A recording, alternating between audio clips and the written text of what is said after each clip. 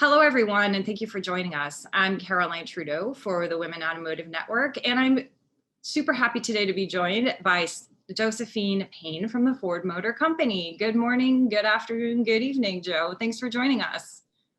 Hi, Caroline. Very pleased to be here. Yeah, so where are you checking in from today? So I'm in Craiova, Romania, which is in the far eastern edge of Europe. And are you in the office today? Yes, yep. This is my beautiful office. I'm one of the lucky ones in that because I'm president of Ford Romania and I'm site director here for the manufacturing facilities in Craiova, that I get to come into my office to run this beautiful plant every day. Very nice. Are you surrounded by a lot of colleagues there on a day-to-day basis, or is it just you? No, we're in production despite the semiconductor challenges that we're all facing right now. So we're in production. We have all of our production team here in the plant. We have some support staff that are still working from home in HR, in finance, in purchasing, but in the majority we're back at work. Yeah, thank you for keeping us rolling. So where is home for you? So home for me is Essex in the United Kingdom, but I've been based here in Romania for the last 3 years. So this feels very much like home now. Yeah, after a little while, it starts to feel like home. Home is where all your stuff is.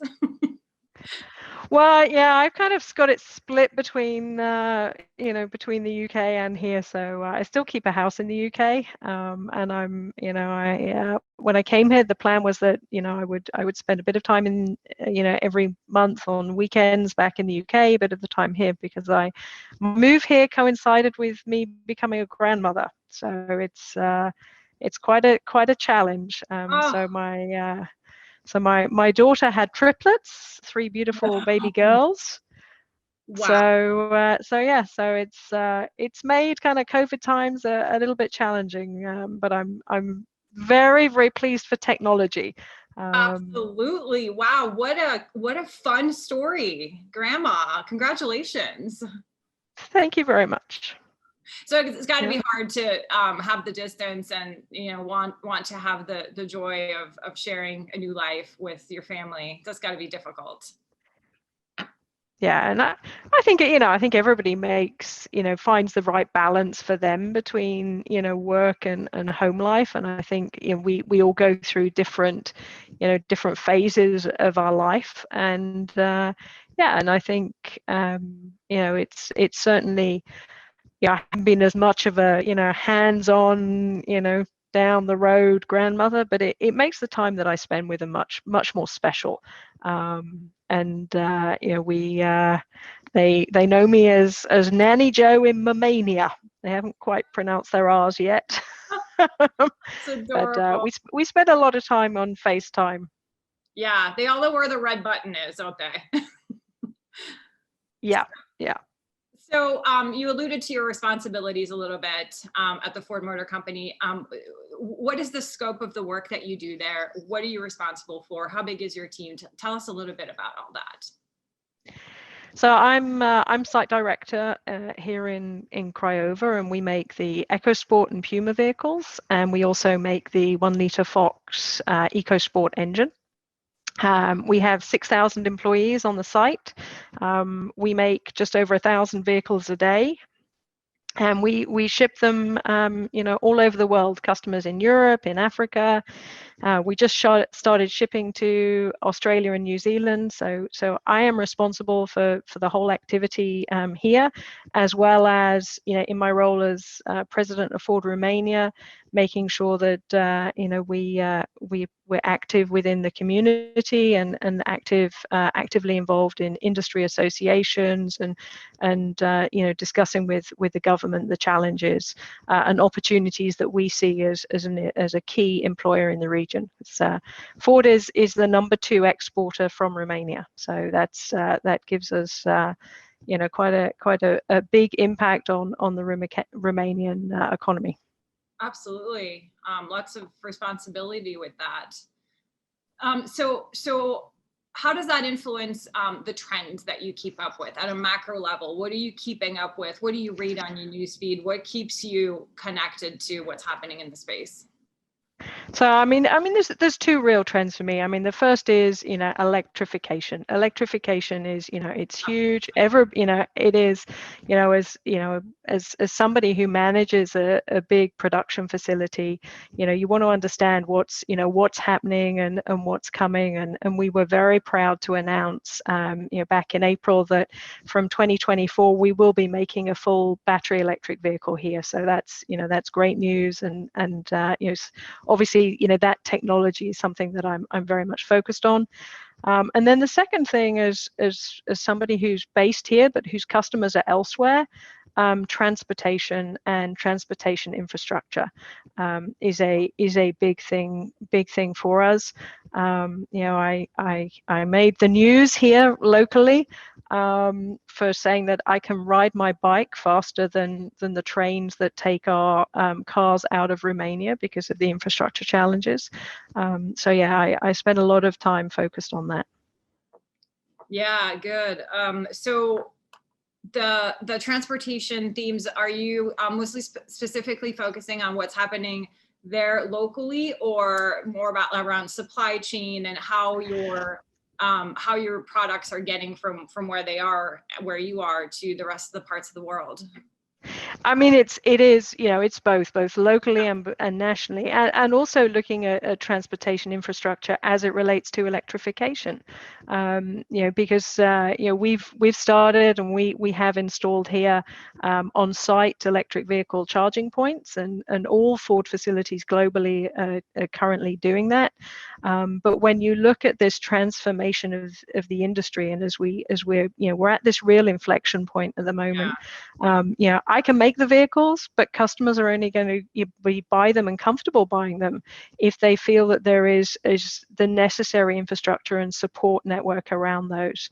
And I think there was a study that said we need 3 million electric charging points in Europe to support the electric vehicles, and we have about 200, just over 200,000 currently. So there's quite a journey for that, and it needs a real partnership between industry and government to deliver that. Absolutely. Are there initiatives on your agenda that are specifically addressing that there in Romania right now? Yeah, so we're talking with the Romanian government around the opportunities as part of the next stage of European funding, and how we can use that as part of a Green Deal to really transform the infrastructure here.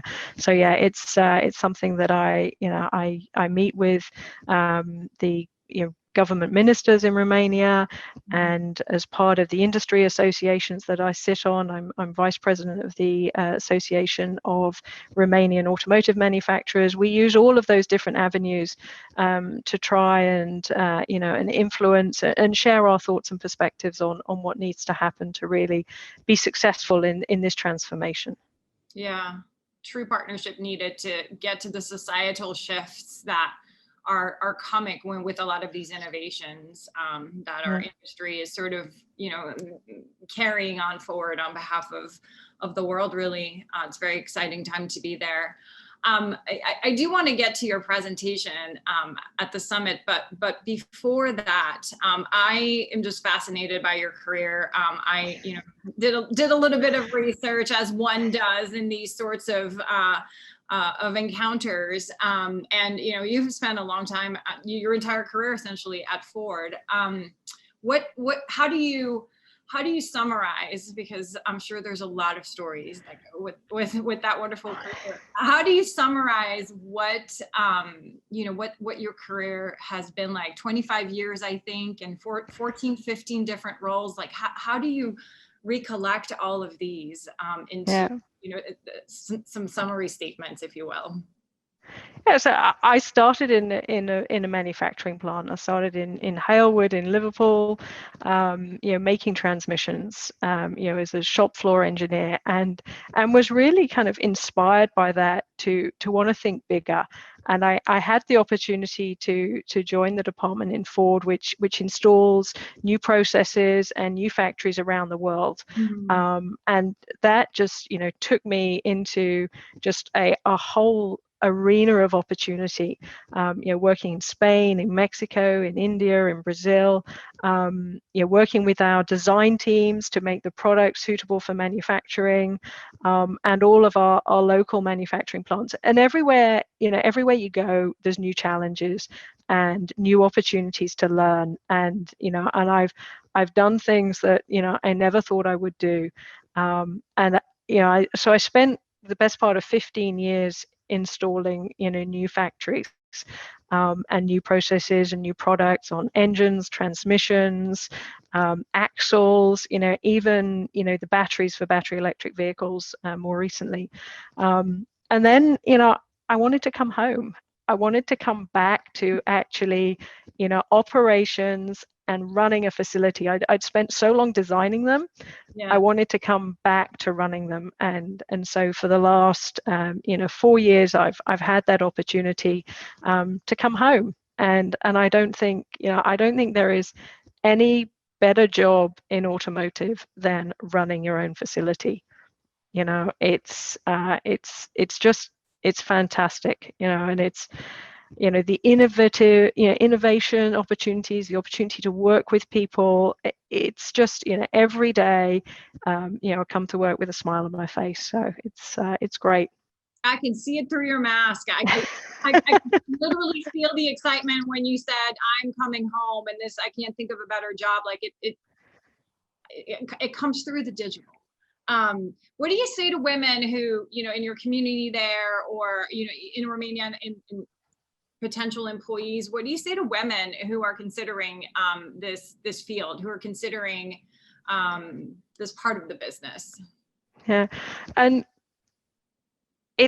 I see, and I speak to a lot of women and a lot of female engineers, even in automotive, who shy away from manufacturing, who don't think it's a place for them. And I was staggered when I came to Romania. 45% of my employees are female.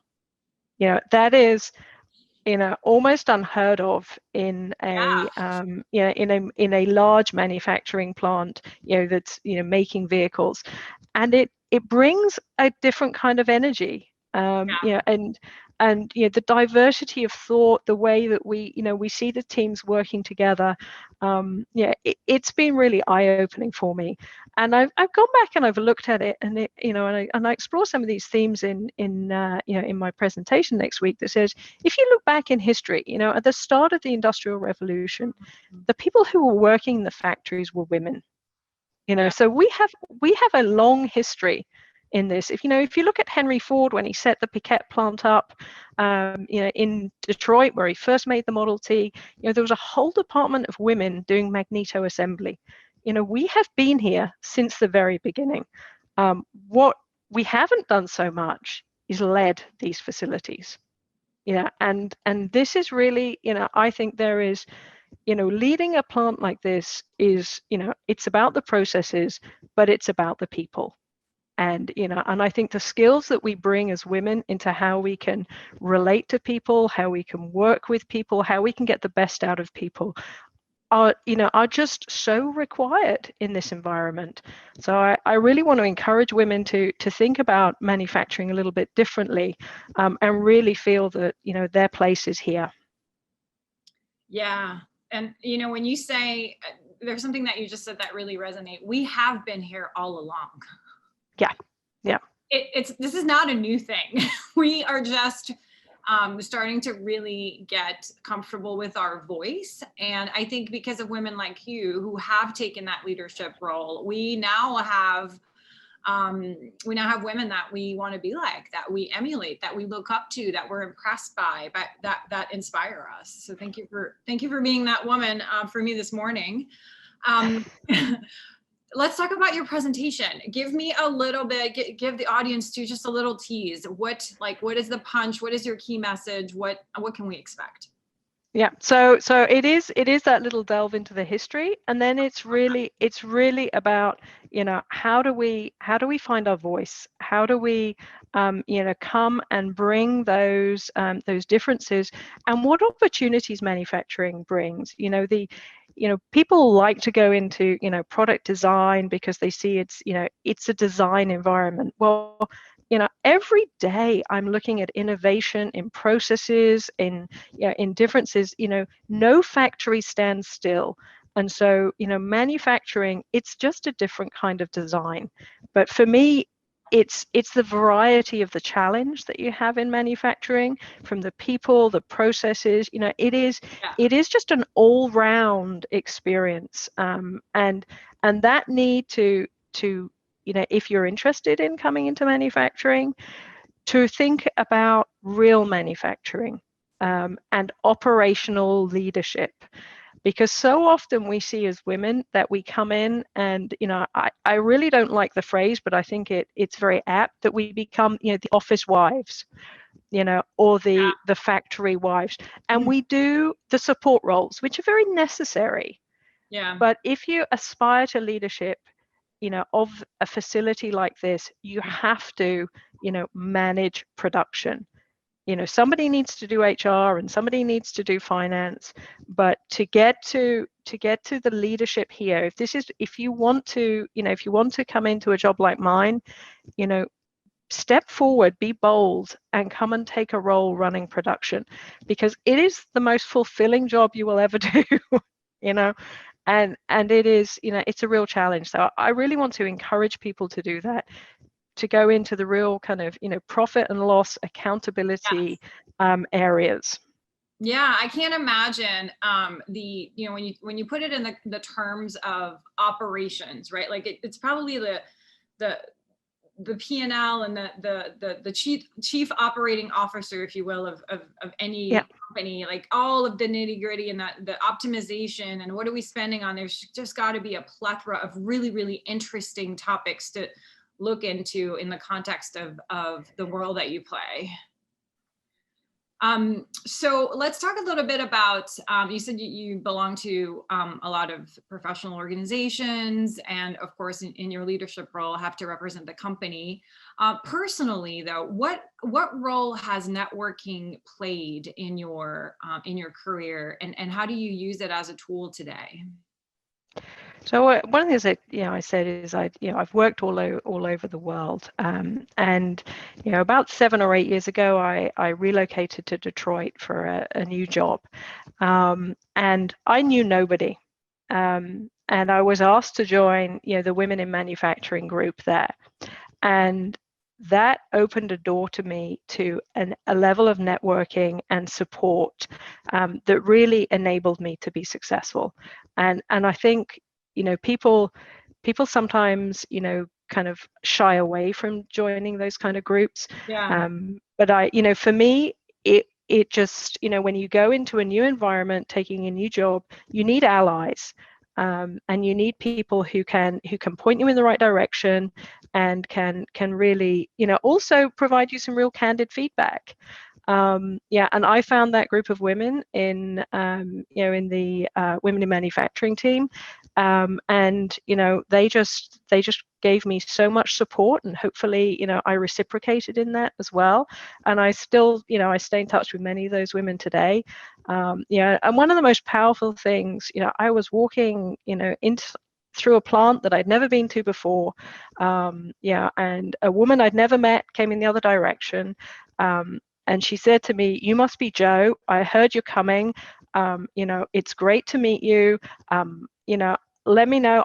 Anything you need, I will help you. We've got to stick together. We've got to support each other." And and that was just, Wow.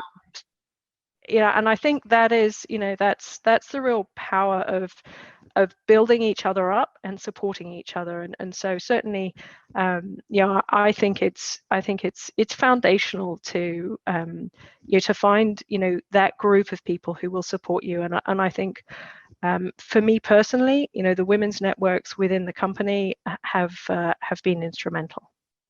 Great advice. Building the sisterhood. It's really important for us to be there for each other and to learn from each other, especially as more and more of us become part of these leadership communities and these boards.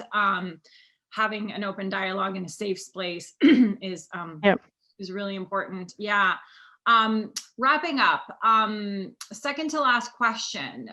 Tell me, so you're a grandma, and are the triplets boys, girls, mix of all girls? Oh, all what a blessing. Wow, what a blessing. Yep. So lots of women going around, plenty. Who is a woman that has influenced you the most, whether it's in your career or in your life? Like, who comes to mind when you think about your top lady? So within Ford, Linda Cash. Linda Cash was, she was head of manufacturing. She was just, she recently retired. But she, when there was, very few women in leadership positions, and there was nobody to look up to, she was there, lady of color. Who'd really had a tough route through the ranks, but she brought such positivity and such energy, and really, she sent the elevator back down to help us all come up, and that was what a great it was great. What a great visual. I think I might use it. Sending the elevator back down to pick us back up. That's really nice. And then one word, finishing up, one word that you think best describes the opportunity for women in automotive. Endless. Ooh, very good. Yeah. Endless. Yes, I like it. What inspires you for that word? Yeah. Yeah, I see, there is, women tend to kind of self-regulate and shut themselves down, and really don't open up to the opportunities that exist. And I think especially at the moment when our industry is going through so much transformation and changing so rapidly, that nobody has the perfect skill sets for the jobs that are happening and occurring now. And and women should just go for it. Because the possibilities are endless. Ah, that's beautiful. We finish on that inspiring note. Josephine Payne, thank you so much for making the time to connect with us. And we look forward to seeing you speak at the summit in a little bit. Thank you very much. Thank you.